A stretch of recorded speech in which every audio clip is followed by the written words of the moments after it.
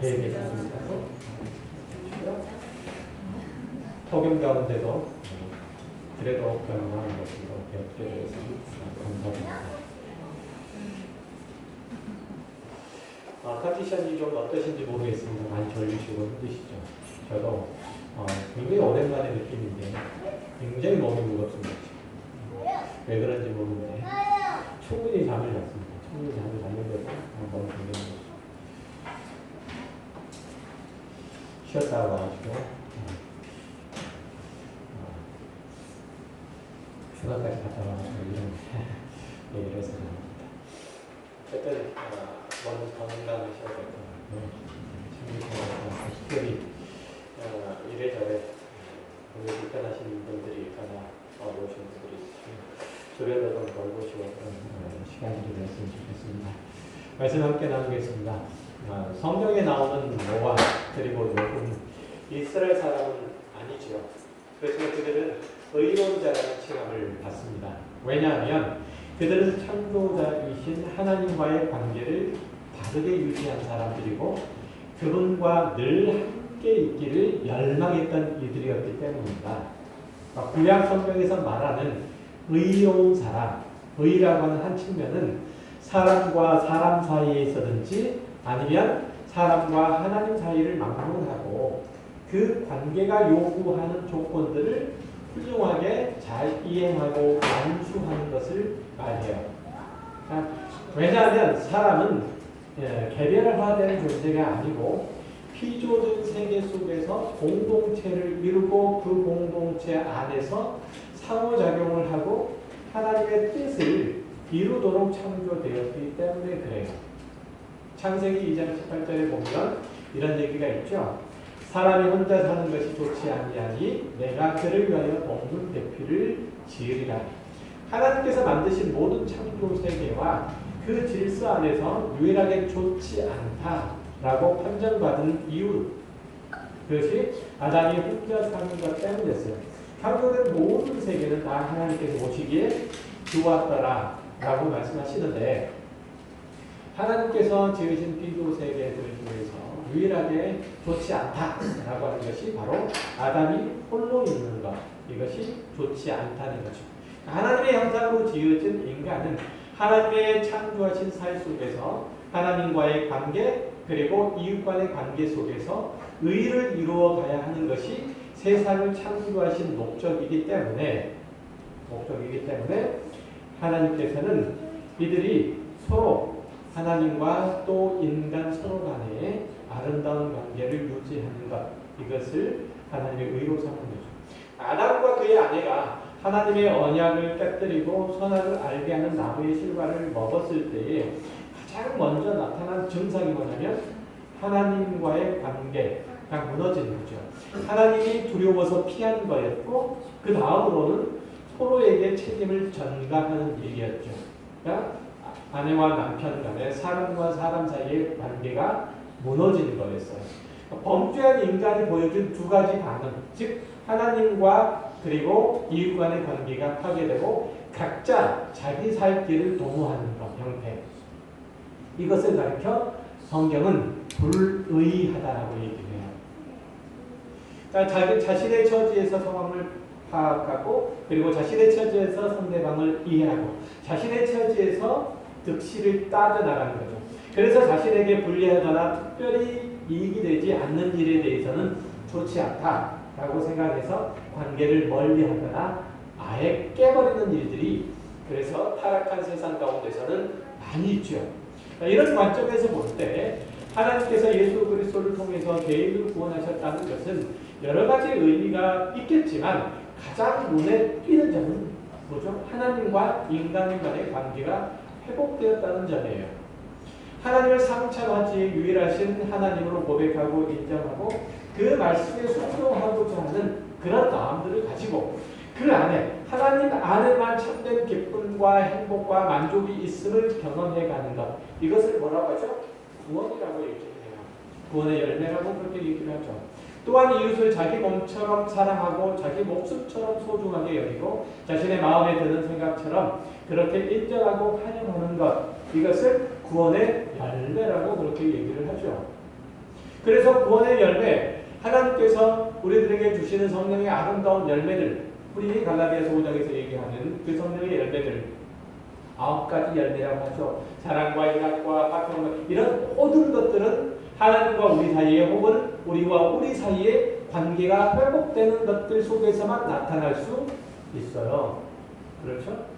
이건 대단히 중요한 의미를 갖게 되죠. 그래서 이스라엘 사람들이 이집트로부터 탈출을 해서 가나안 땅에 정착했을 때 하나님 그들에게 여러 가지 생활 규범들을 주셨어요. 이것들을 자기와 동등한 지위와 관계에 있는 사람들에게 뿐만 아니라 그렇지 못한 사람들에게 책임과 성실을 다할 것을 핵심을 하고 있다는 거예요. 이 율법이라고 하는 것이.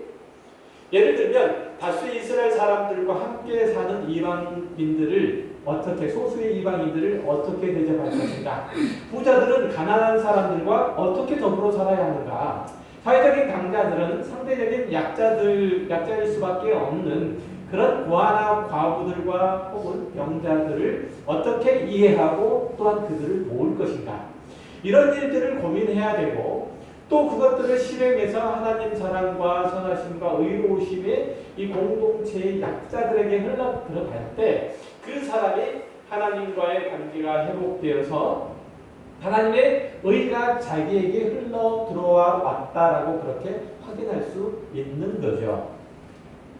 자, 그것은 신약의 모든 교회 공동체의 이론에게도 마찬가지로 적용이 돼요.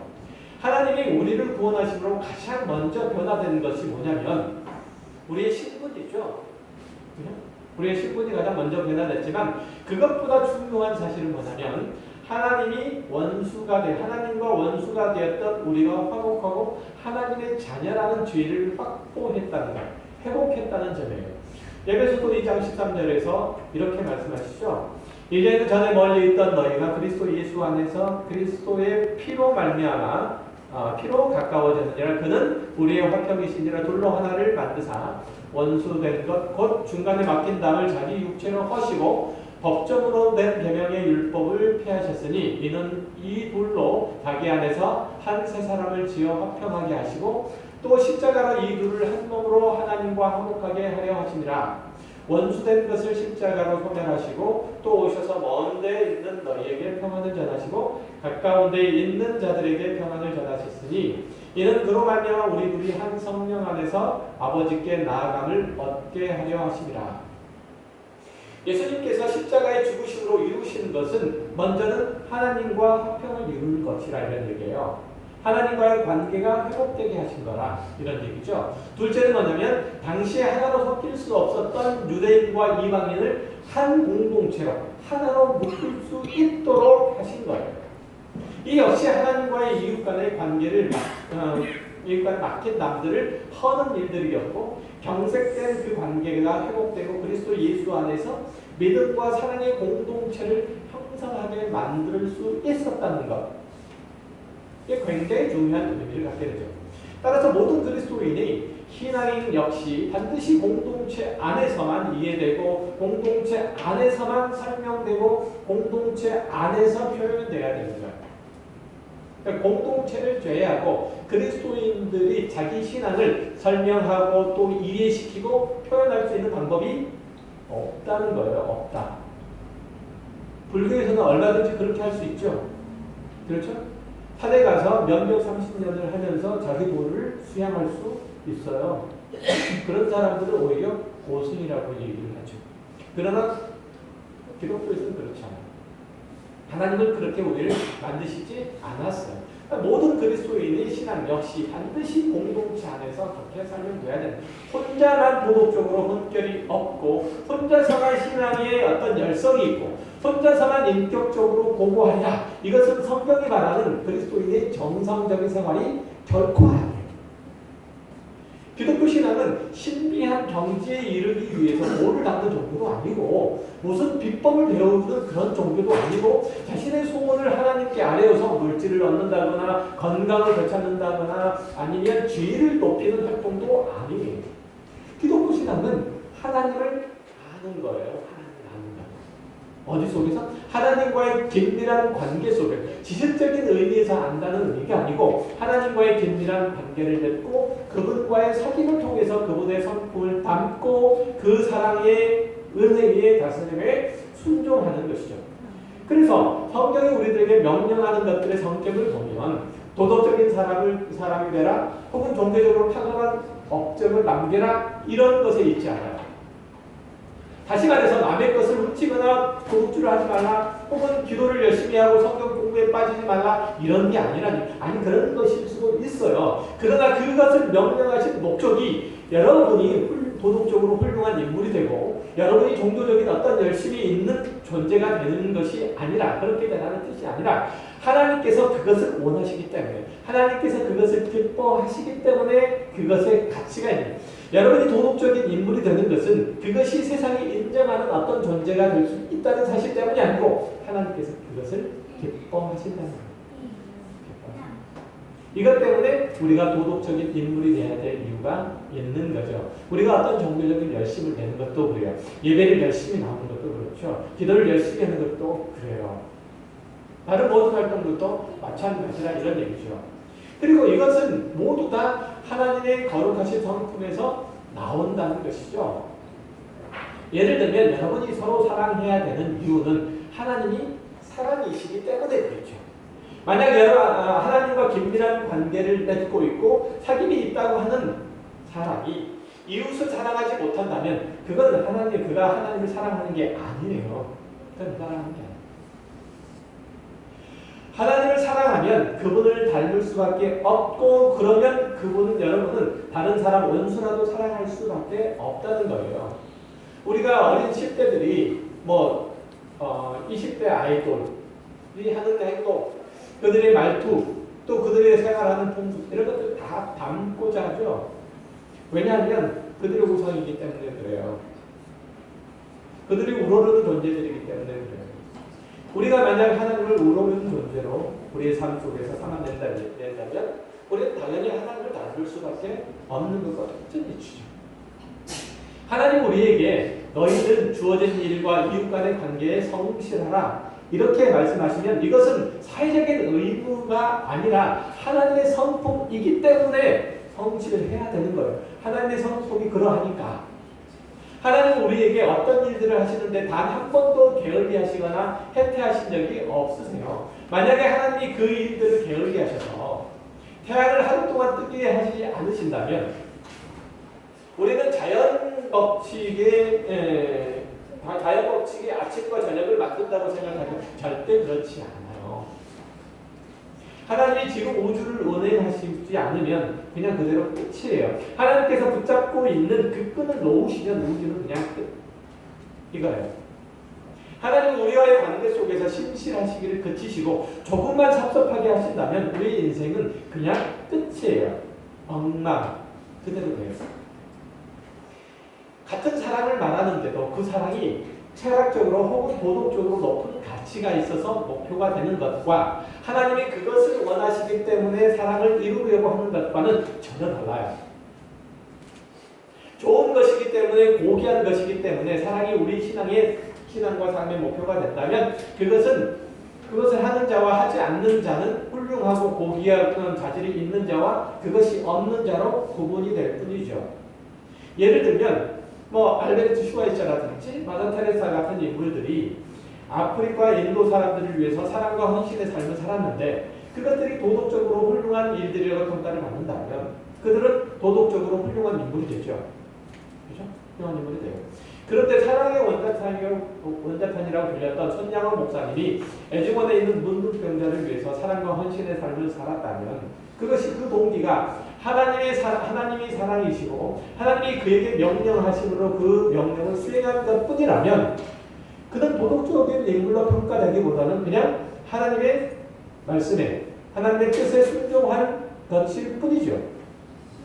그 사랑은 목사님이 한 게 아니란 말이에요.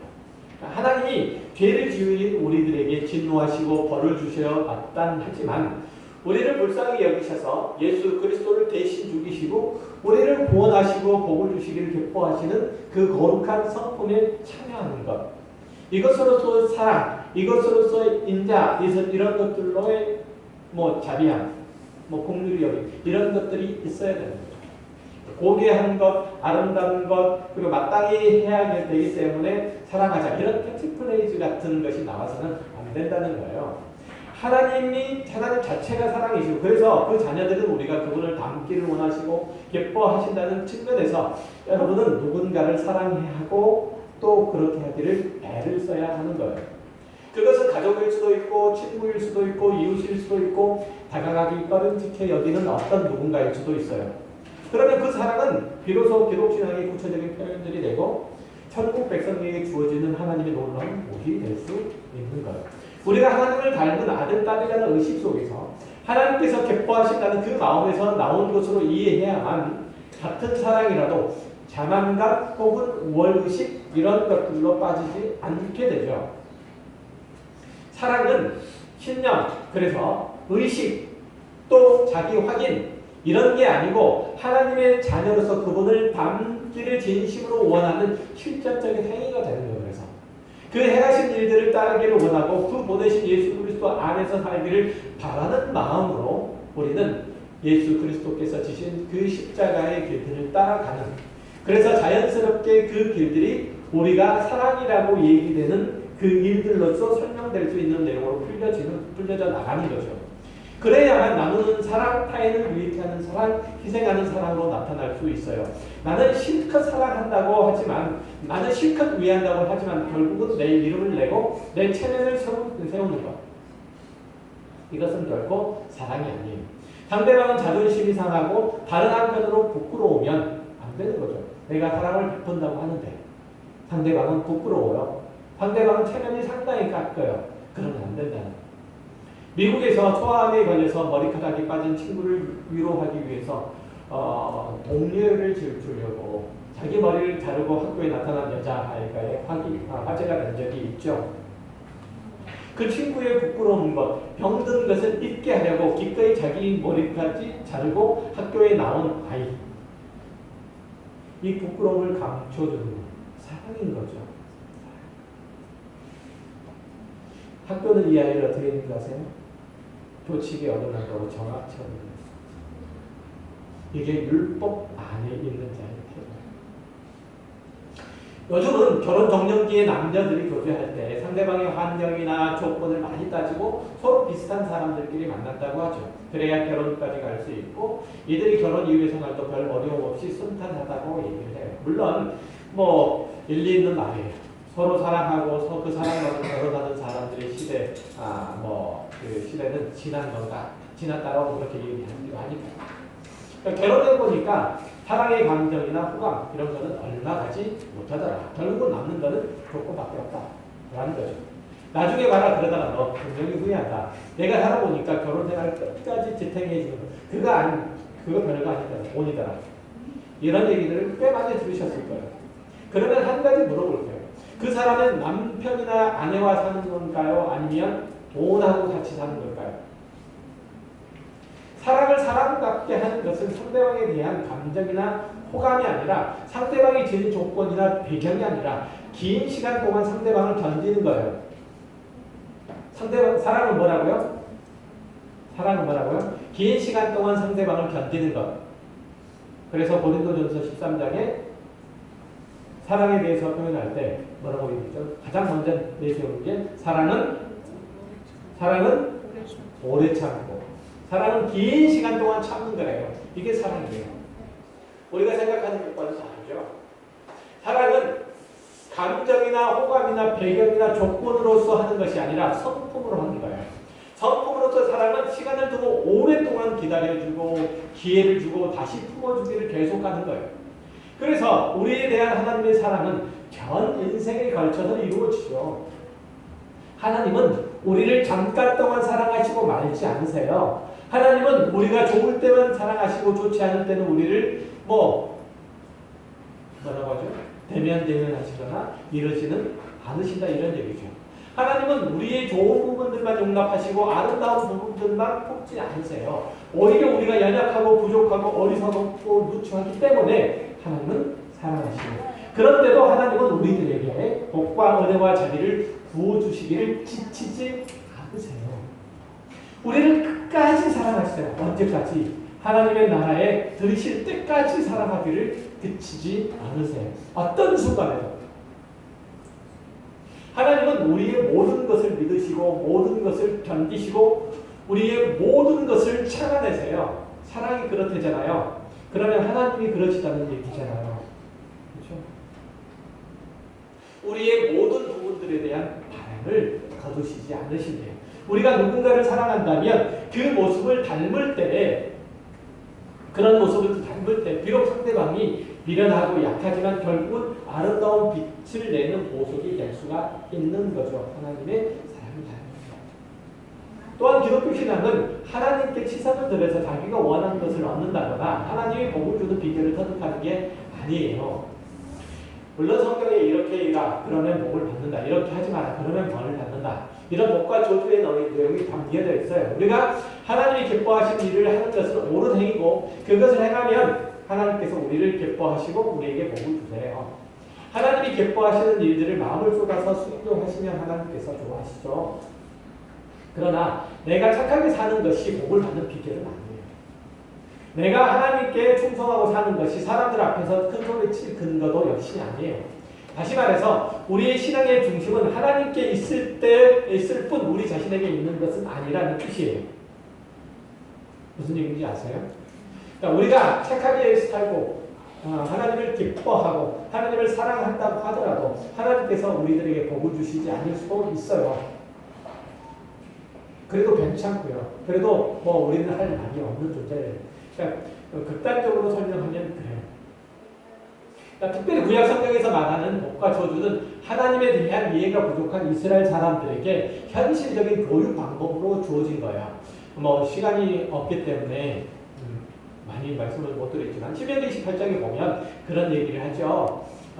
내가 내 하나님 여호와의 말씀을 삼가 듣고 오늘 내가 명령한 너희 그 모든 명령을 지켜 행하면 내 하나님 여호와께서 너를 세계 모든 민족 위에 뛰어나게 하실 것이라. 내가 내 하나님 여호와의 말씀을 청종하면 이 모든 복이 내게 임하여 내게 이르니 성읍에서도 복을 받고 들에서도 복을 받을 것이며 내 몸의 자녀와 내 토지의 소산과 내 짐승의 새끼와 소와 양의 새끼가 복을 받을 것이며 내 광주리와 떡반죽 그릇이 복을 받을 것이니 내가 들어와도 복을 받고 나가도 복을 받을 것이다. 이 복의 약속은 사실 특별한 것은 없어요. 이미 하나님께서 천지를 창조하시고 난 후에 필요한 모든 곳에 생육하고 번성하고 땅에 충만해라. 이거 복을 주시는 것에 다름이 아니에요. 다만 그들이 하나님과의 관계 속에서 하나님과 교제하기를 기뻐하신다면 자연스럽게 하나님의 생명이, 하나님의 부요함들이 그들 안에 흘러가게 된다는 거예요. 자연스럽게. 그리고 그것은 전적으로 땅의 왕으로 임명된 아담에게 달려있어요. 창조 때는. 그가 하나님과의 관계를 진실하고 충성스럽게 맺어갔다면 복의 근원이시 되시는 하나님의 생명이 아담을 통해서 모든 피조물들에게 흘러갈 거예요. 마찬가지로 이스라엘 백성이 하나님의 말씀 안에서 순종하고 그 명령을 따른다면 그들의 기르는 가축들과 그들이 만드는 모든 음식에 하나님의 복이 임할 거예요. 그건 우리들에게도 역시 마찬가지예요. 똑같아요. 그 복들은 하나님께서 이스라엘의 복과 생명의 원천이심을 알려주기 위한 가장 원초적인 그런 풍성함이었어요. 이런 원리들은 사람 사이에도 마찬가지예요. 이스라엘 백성들이 하나님의 명령에 순종하면 그들은 모든 민족의 본보기가 될 거고 그들을 통해서 하나님의 복과 은혜가 이방인들에게 두루 미치게 될 거예요. 그런데 우리가 주목할 것은 이스라엘 백성들의 소유가 많아진다는 약속보다는 하나님의 명령에 순종함으로써 그들의 변화도 상관이에요.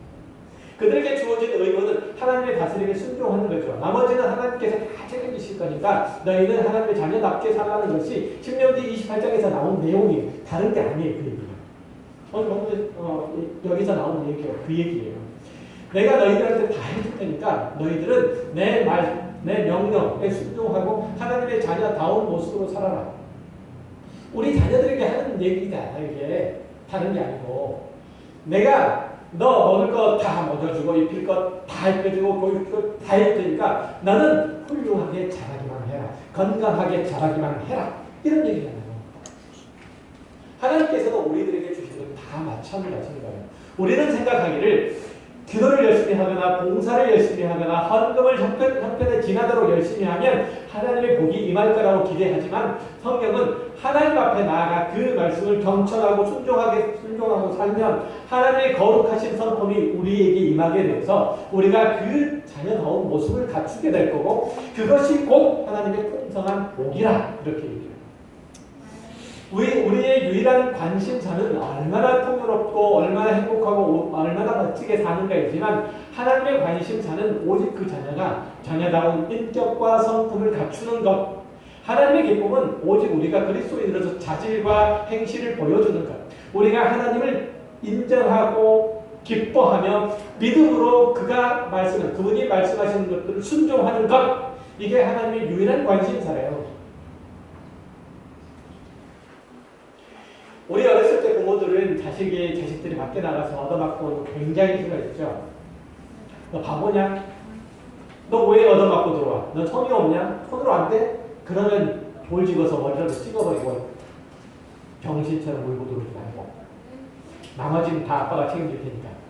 이렇게 울고 들어오는 아이를 혼내는 부모들이 종종 있었어요. 또 그런 얘기 들으신 적 없으세요? 그렇게 해본 적 없으세요? 많이 했죠.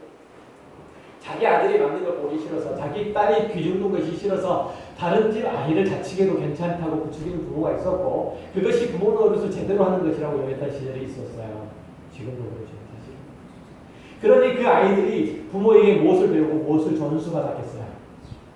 그 아이의 성품과 인격 따위는 안중에도 없고 단지 세상에서 살아남을 수 있는 힘을 갖추게 하는 것. 이게 부모가 아이들에게 줄 수 있는 유일한 가치 있는 것이라면 그들에게 있어서 그 부모에게 있어서나 그 자녀에게 있어서 세상의 유일한 살아가는 원리는 적자생존. 세상은 적자생존의 정글밖에는 아무것도 아닌 것이죠. 우리는 신앙생활에서 하나님께 대해서 이런 부모가 되게 해주세요. 이런 부모가 되어주세요라고 때를 쓰죠. 하나님께 대해서 하나님 저에게 이런 부모가 되어주셔야 됩니다라고 때를 써요.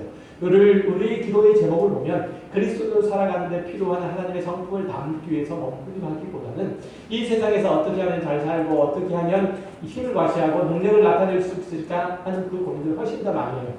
하나님 제가 힘이 들고 어려울 때 다른 사람 누군가 덤벼올 때 옆에 있는 짱돌이라 들어서 머리를 찍어버릴 수 있는 그 짱돌을 주세요. 우리 그러잖아. 그 짱돌 주세요. 그런 범위들이 훨씬 더 많아요. 하나님께서 우리를 구원하시고 당신의 자녀를 삼으셔서 우리를 교육하시는 방법과 그 내용이 고작 밖에 나가서 얻어 터지고 들어오지 말도록 짱돌 들어서 상대방이 바지라도 터뜨리고 돌아오도록 돌멩이를 들려주시는 이게 하나님이에요. 그런 분은 아니시잖아요.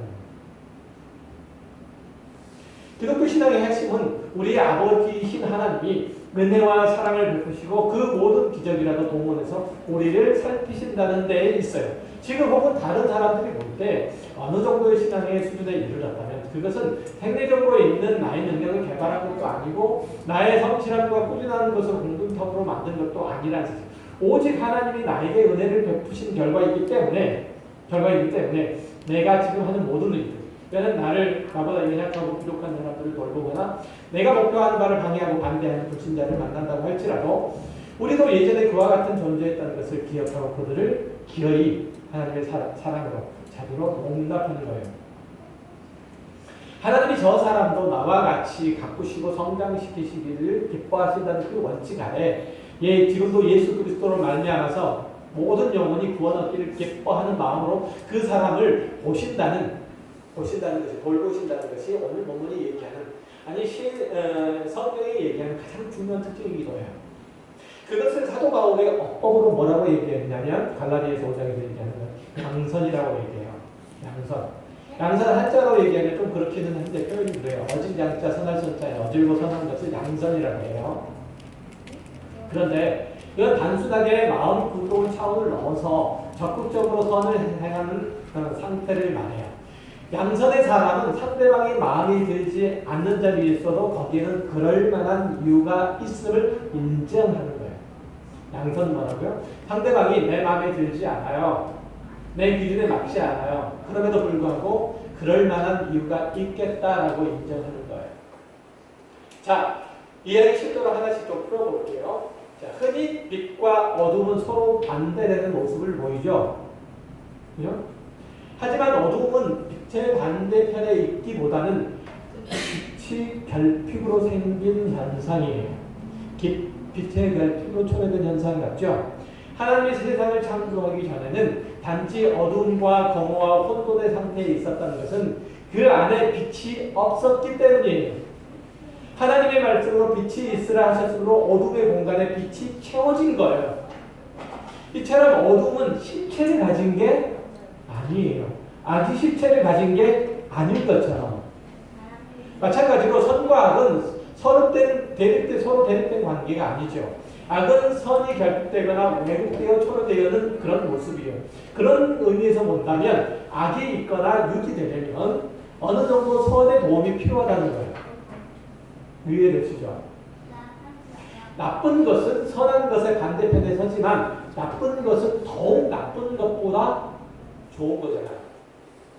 예를 들면 제 몸무게가 이전에는 80kg였는데 지금은 100kg라고 한다면 이전보다는 지금이 건강에 더 나쁜 거예요. 그렇죠? 80kg 때도 나쁜 건데 그거보다 100kg인 지금이 더 나쁜 거잖아요. 그러면 저는 이전에 몸무게가 80kg였던 시절을 생각하면서 그래도 그때가 더 좋았어 라고 해석하잖아요.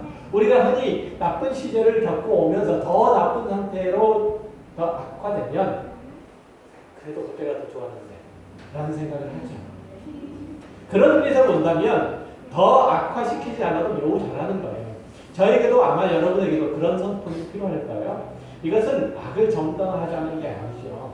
더욱 악화되지 않도록 응급처치를 취하는 첫 번째 행위라고 보면 돼요. 부부 사이에는 서로의 관계를 망치지 않기 위해서 상대방을 있는 그대로 인정하는 것이 좋다는 말들을 종종 하죠. 이 말은 한편으로는 맞아요. 그렇지만 다른 한편에서 보면 두 사람의 관계가 발전적인 방향으로 나아가게는 하지를 못하죠. 굉장히 도움적이라고 볼 수 있어요. 부부는 상대방을 더 나은 사람으로 형성해 가도록 서로를 도울 수 있는 특권과 의무를 지고 있어요. 부부는. 그런데 부부 사이에서 상대방이 잘못했을 때 내가 그것을 지적해서 고쳐주겠다는 그런 방식으로 변화를 시도를 하게 되면 그건 부작용을 초래할 가능성이 굉장히 커져요. 여보, 당신은 왜 매번 그 모양이야? 왜 맨날 같은 실수를 반복해요? 내가 지난번에도 얘기했잖아. 이런 식으로 상대방의 변화를 만들어내려고 하면 부부 사이의 친밀한 관계는 당연히 실종될 수밖에 없죠. 그 사이에 서운한 그리고 미운 마음만 생기게 되죠. 양선은 바로 이때 힘을 발휘할 수 있는 하나님의 거룩하신 능력이에요. 양선의 성품이 있는 사람은 일단 상대방의 잘못에서 나름 최선을 다하려고 하는 면이 있음을 인정하는 거예요. 양선은 뭐라고요? 상대방이 잘못한 점이 있지만 상대방이 잘못했지만 그럼에도 불구하고 그 안에 잘못한 것 안에도 나름 최선을 다하려고 하는 그런 노력 이것이 있었다는 것을 인정하는 태도예요. 잘못한 사람도 나름대로 선택 가능한 표정, 언어, 행위들 가운데 그나마 좋은 것을 선별하려고 했을 거예요. 그렇죠? 그의 마음의 창고, 그 마음의 창고에는 더 나쁜 것, 그리고 더 심한 것 이런 것들이 들어있었을 거예요. 그러나 그나마 골라서 한 것이 지금의 표정과 말과 행동인 것을 인정하려고 하는 노력이 양에서죠. 물론 그가 잘한 것은 아니지만 그의 행동과 말들이 나를 불편하게 한 건 사실이지만 그럼에도 불구하고 그가 노력한 면이 있다는 건 정말 사실이에요. 안 그렇습니까? 내가 누군가의 비난을 받을 때 내 경우를 생각해 보면 나는 나름대로 최선을 다한다고 했어요. 나는 그냥 그렇게 얘기를 한 거예요. 그런데 나는 다른 사람한테 신랄하게 비판을 받아요. 그러면 어떤 생각이 들죠? 억울하잖아요. 억울하죠.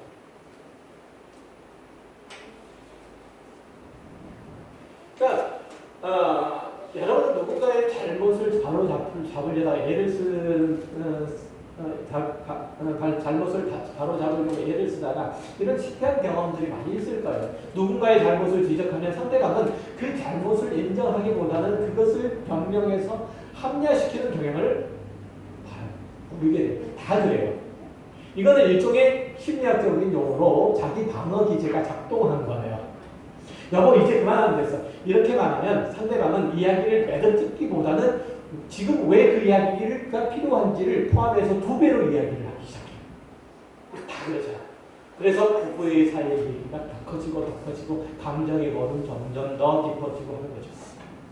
잘못한 일에 대해서 서로 서툴게 대응하게 되면 상황을 더욱 악화시키게 되고 두 사람의 사이 관계를 단절시키는 경우가 종종 있죠.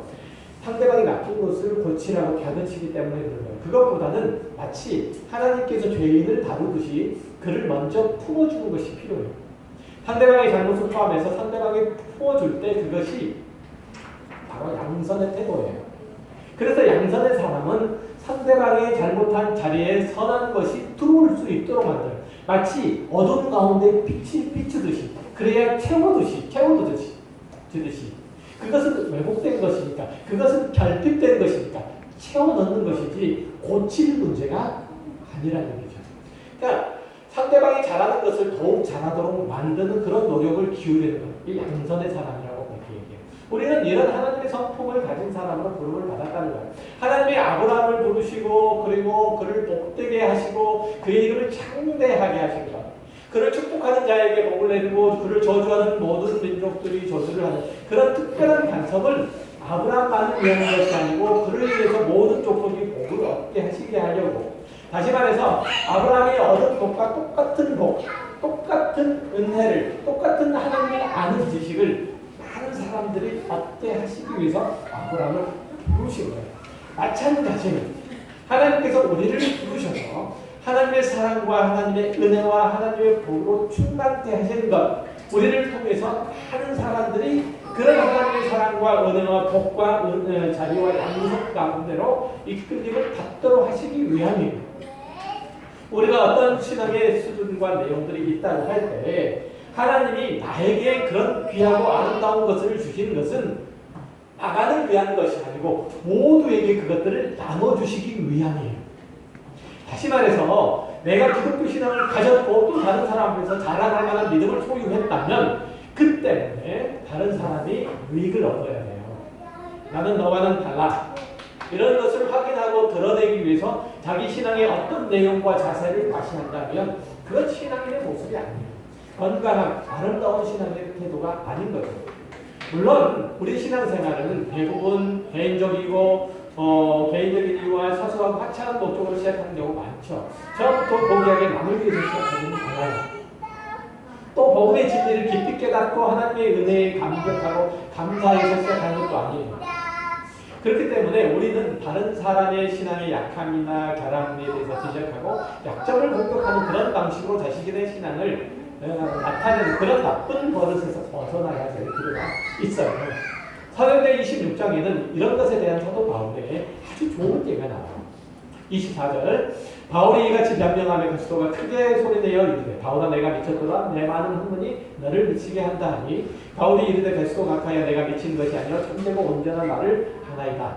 왕께서는 이 일을 아시기로 내가 왕께 담대히 말하노니 이 일에 하나라도 아시지 못함이 없는 줄 믿나이다. 이 일은 한쪽 구석에서 행한 것이 아니니까 아그리파 왕이시여 선지자를 믿으시니까 믿으시는 줄 아나이다. 아그리파가 바울에게 이르되 내가 적은 말로 나를 권하여 그리스도인이 되게 하려 하는도다. 바울이 이르되 말은 적으나 많으나 당신뿐 아니라 오늘 내 말을 듣는 모든 사람도 다 이같이 결박된 것 외에는 나와 같이 되기를 하나님께 원하나이다 하니라. 무슨 얘기인지 아시겠죠? 바울이 복음을 전하다가 당시에 유대인의 왕인 아그리파와 로마 총독 베스도 앞에서 자신을 변명한 내용이에요. 그런데 여기에 하나님의 종인 자신을 이렇게 대접하는 것에 대해서 하나님이 가만히 두지 않을 거야. 이런 안갚음의 마음이 전혀 없어요. 그는 그에게 원한의 대상도 없고 그에게는 증오의 대상도 없어요. 오직 하나님의 말씀과 그 영광을 가리는 자를 대접해서 하나님의 사람으로 돌아오게 하는 일 외에는 다른 어떤 집착이나 어떤 욕심도 없는 거예요. 오히려 자신이 가진 모든 것들을 다 나누기를 원해요. 자신이 하나님께 다 가졌다 이거예요. 뭐만 빼고? 갇힌 것만 빼고요. 그러니까 내가 가지고 있는 모든 것들을 너희들에게 다 나눠주기를 원한다. 내가 지금 안 좋은 거, 갇힌 거 빼고. 이 얘기거든요. 그런 마음의 태도가 필요하다는 거예요. 이 태도야말로 성경이 그리스도의 성경이 말하는 그리스도의 올바른 신앙 태도인 거죠. 여기서 한 걸음 더 나아가서 바울은 고린도후서 11장에서 이렇게 고백해요. 28절 이 일 이외의 일을 고사하고 아직도 날마다 내 속에 눌리는 일이 있으니 곧 모든 교회를 위하여 염려하는 것이라. 누가 약하면 내가 약하지 않냐면 누가 실족하게 되면 내가 애타지 아니하냐. 내가 고독을 자랑할진대 내가 약한 것을 자랑하라. 바울은 고린도 교회 앞에서 자신의 사도 직분을 변명하는 중이에요. 고린도 교회 성도가 끊임없이 사도 바울이 사도가 아니라고 지금 공격하고 있는 거거든요. 그러니까 자신의 직분, 자신의 신분을 지금 흔들고 있어요. 얼마나 중요해요. 제가 목사가 아니라고 흔들고 있는 것보다 더 하는 거죠. 그런데 자신이 정당한 사도이고 하나님의 종임을 하나님께서 부르시는 영혼들을 위해서 무한한 사랑과 은혜와 구원을 나누는 자인 것으로 자신을 사도된 직분을 변명할 뿐 다른 어떤 세상적인 조건이나 능력이나 배경이나 이런 것들로 자신을 드러내고 있지 않다는 거예요. 내가 이래서 사도야! 라고 얘기하고 자신이 가지고 있는 기적, 이것 대표로 드러내고 있지 않다는 거예요. 자신이 가지고 있는 어떤 신비한 능력을 행하는 것, 이것으로 자신의 사도직을 변명하고 있지 않다는 거예요. 뭘로 변명하고 있다는 거죠? 하나님께서 자신에게 자신을 만나주신 것처럼, 자신에게 보여주신 것처럼 하나님의 놀라운 은혜와 사랑과 구원의 능력들을 그들에게 베풀어 줌으로써, 그들에게 나눠 줌으로써 사도 바울은 자신이 사도직분을 변명하고 있습니다. 여러분이 그리스도인 것을 뭘로 증명해요? 뭘로? 내가 하나님의 사랑입니다라는 뭘로 증명해요? 사도 바울과 같이 증명하는 거예요. 바울이 고린도전서 11장 30절에서 사랑하는 나는 오히려 우리가 감추고 싶은 내용 아니에요. 사실 보면 한번 보자. 내가 봅시다. 그러니까 내가 보도풀 자랑할진대 내가 약한 것을 자랑하라. 내가 주 예수 아버지 영원히 찬송하실 하나님이 내가 거짓말 아니하는 것을 아느니라. 다메섹에서 아레다 왕의 고관이 나를 잡으려고 다메섹 성을 지켰으나 나는 광주를 타고 들창들 성벽을 내려가 그 손에서 벗어나라. 이건 없죠. 그러니까 지금 바울이 뭘 자랑하는 거죠? 자신이 들창들 광주를 타고 도망갔다는 내용들을 자랑하는 거예요. 여기서 말하는 바울의 요점이 뭐냐면 자신이 잘나고 똑똑하기 때문에 고린도 교회에 말씀하는 성도들을 동정하는 것이 아니라는 거예요. 나는 포기하고 너희들은 졸렬하기 때문에 내가 너희를 위해서 신앙의 탁월한 부분들을 떼어서 너희들을 돕는 것이 아니라는 거죠. 하나님께서 우리들에게 은혜와 복을 주시기에 기뻐하시기 때문에 먼저 그것들을 받은 나로서 그 은혜와 사랑을 나누기를 멈출 수 없다는 거죠. 사도 바울이 이렇게 해서 자신의 목숨을 부지할 만큼 자신이 연약하고 보잘것없고 어떤 의미에서 보게 되면 부질없는 자라 이거예요. 그럼에도 불구하고 그런 나에게 하나님께서 은혜와 사랑을 베풀었는데 내가 누구를 거부하겠는가? 내가 누구를 사랑하는 데 있어서 내가 그를 밀쳐내겠는가? 이렇게 얘기를 하고 있는 거예요. 우리의 사랑은 우리의 양선은 거기서 떠나는 거예요.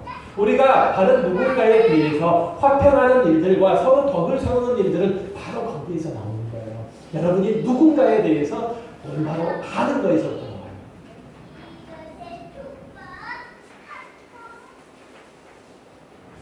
하나님께서 우리에게 복을 주시기를 기뻐하시기 때문에 먼저 그것을 받은 나로서 내가 섬기고 사랑해야 되는 원수라도 사랑해야 되는 그 누군가에게 하나님께서 나에게 주신 것들을 흘려보내주는 것, 이것이 우리가 먼저는 그리스도인으로 마땅히 해야 될 바인 거죠. 그러니까 하나님께서 이 일을 위해서 예수 그리스도를 아끼지 않고 우리에게 보내주셨고 그 사랑에 감동되어 내가 내 신앙을 가지고 있으니 나도 가만히 있을 수 없다는 거죠. 이런 고요함이 기독교 신앙의 핵심이에요. 바로 그 시각, 그 마음으로 우리는 그리스도의 사랑과 거룩을 훈련하고 주의 낮아지심을 닮아가고 주의 뜻을 받들어야 하는 거죠. 이것이 로마서 14장의 우상 제물을 먹어도 되는가? 라고 하는 주제로 해서 성경이 가르치는 신앙의 핵심이 되는 성격과 내용이죠.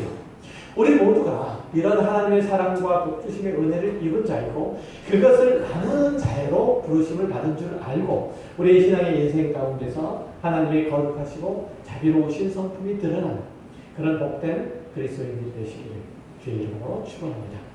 기도하겠습니다.